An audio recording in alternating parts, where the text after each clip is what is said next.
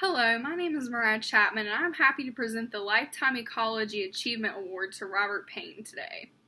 The first reason why we are awarding him is because of his distinction between energy flow webs and functional webs. He also was able to find a ketone species and coin the term ketone species.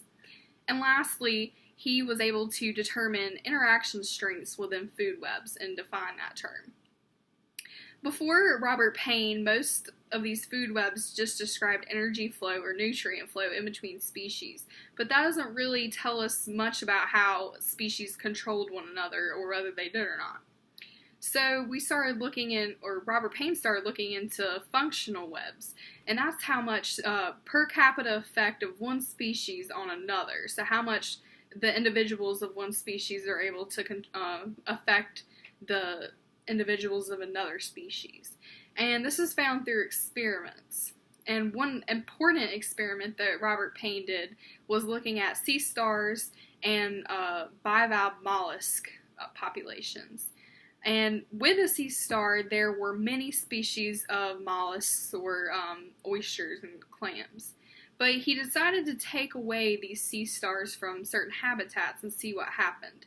And what happened was one species of mollusk over-competed the others and drove those to extinction.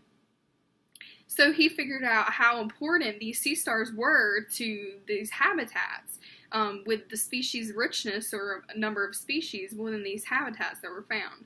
And he called the sea star a keystone species because even in small numbers, it was able to have a dramatic effect on the other species living within this ecosystem. And to take that a step further, this greatly helped conservation ecology. So we're trying to look at the keystone species in certain habitats and protect those first so that they're able to protect other species just naturally. So that was one great achievement that Robert Payne had. And then he also looked at the interaction strength between food webs. So how much one species was able to affect the population density and growth rate of another. And he found that most populations have pretty weak interaction strengths, except for, the ones with keystone species. That's a pretty strong interaction.